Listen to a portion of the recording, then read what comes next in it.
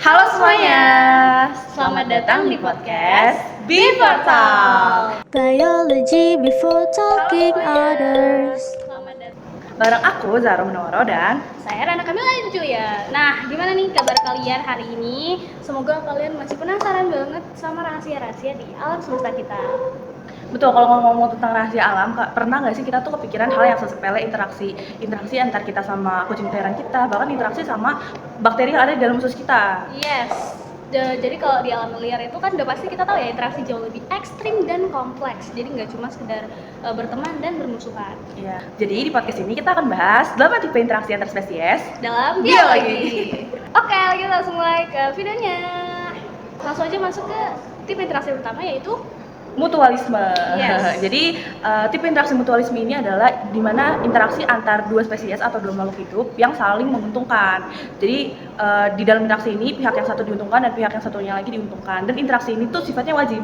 Yes. Contohnya ada lebah sama bunga, di mana lebah itu dia bisa dapat nektar dan bunga dibantu penyerbukannya, dan ini mereka sifatnya wajib ya. Jadi kalau misalnya mereka tidak melakukan interaksi ini, nanti bunganya jadi nggak bisa penyerbukan dan lebahnya akan mati kelaparan. Tuh kayak ada juga contoh lainnya itu licen sama lumut ya, yang sebenarnya licen atau lumut. Oh iya, licen atau lumut kerak. Itu namanya. Jadi sebenarnya mereka tuh terbentuk karena ada kerjasama intim antara alga dan jamur, dimana jamur menyediakan air dan tempat tinggal, terus alganya itu menyediakan menyediakan makanan lewat fotosintesis. Jadi sama-sama menguntungkan. Yes deh. Tipe kedua ada amensalisme, yang ya udah pasti ya kalau misalnya ada yang untung pasti ada yang rugi juga.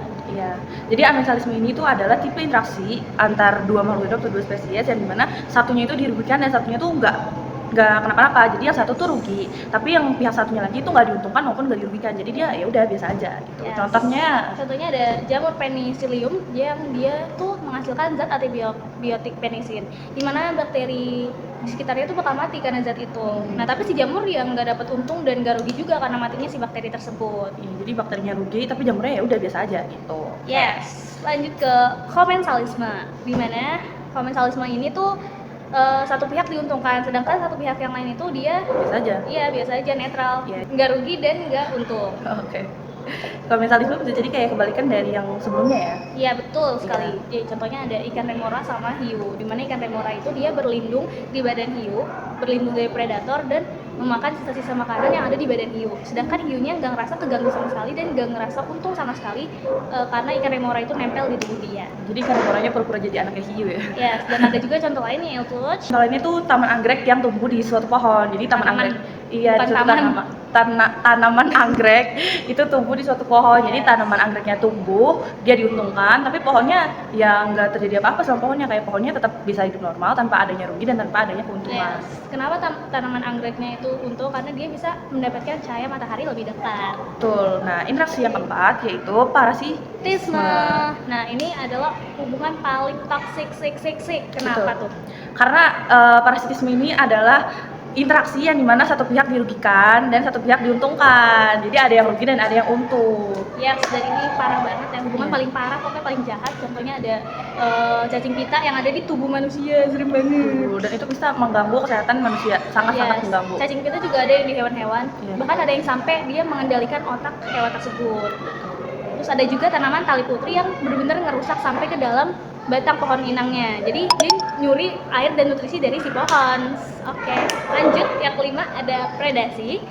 Predasi ini tuh sebenarnya sama kayak tadi parasitisme, tapi predasi ini lebih ke area predatoran atau hewan-hewan. Jadi yang satunya dirugikan dan yang satunya itu diuntungkan. Contohnya tuh kayak macan yang ngejar-ngejar rusa. Jadi kalau misalnya ketangkep rusanya kan mati, tapi macannya sendiri itu diuntungkan karena dia akhirnya jadi kenyang gitu. Betul banget. Tapi ingat ya teman-teman, predasi ini tuh penting banget di alam untuk menjaga ekosistem kita. Keseimbangan ekosistem. Jadi kayak biar tikus-tikus gak membeludak atau jadi pokoknya nggak berlebihan lah populasi. Yes. Oke, jadi interaksi yang ke 6 ada kompetisi, dimana ini tuh kan sumber daya alam itu terbatas ya. Betul. Jadi muncullah si kompetisi ini. Ini tuh bikin kedua pihak sama-sama rugi waktu dan rugi energi. Jadi kayak misalnya cita sama macan yang sama-sama ngerebutin rusa, habis itu mereka tuh harus saling kuat-kuatan, saling nunjukin power mereka kalau mereka tuh deserve untuk dapat rusa itu. Jadi mereka bersaing. Jadi kayak cepet-cepetan gitu lah, istilahnya persaingan tidak sehat. Betul. Yes. Atau juga ada sama tumbuhan di hutan yang saling balapan tumbuh tinggi ya teman-teman, Iya. dan memperebutkan sinar matahari. Jadi mereka ini punya tujuan yang sama dan caranya pun sama, jadi mereka harus bersaing. Ya, mereka harus berjuang keras dan keluar energi besar-besaran. Oke, jadi Lanjut. interaksi yang ke-7 yaitu Netralisme. Ini interaksi yang paling adem ayem karena ini interaksi yang terjadi antara dua spesies atau lebih, yang dimana mereka tuh punya tujuan yang beda-beda. Jadi ya udah, akhirnya mereka di saat bareng atau ketemu itu mereka ya nggak saling serang dan nggak saling nguntung-nguntungin juga. Yes, jadi kayak ada misalnya dua hewan yang hidup di dalam satu wilayah, tapi mereka tidak terganggu satu sama lain. Contohnya tuh ada kambing sama burung hantu. Kambing sibuk sendiri sama urusannya, kayak dia makan rumput, sedangkan burung hantu dia kayak nyari tikus atau semacamnya. Jadi kayak mereka tidak terhubung sama sekali, sibuk masing-masing. Iya betul. Dan yang terakhir Ada protokooperasi. Nah, ini tuh dia tuh yang sering banget ketukar sama mutualisme atau Iya. sering disalahpahami dengan mutualisme.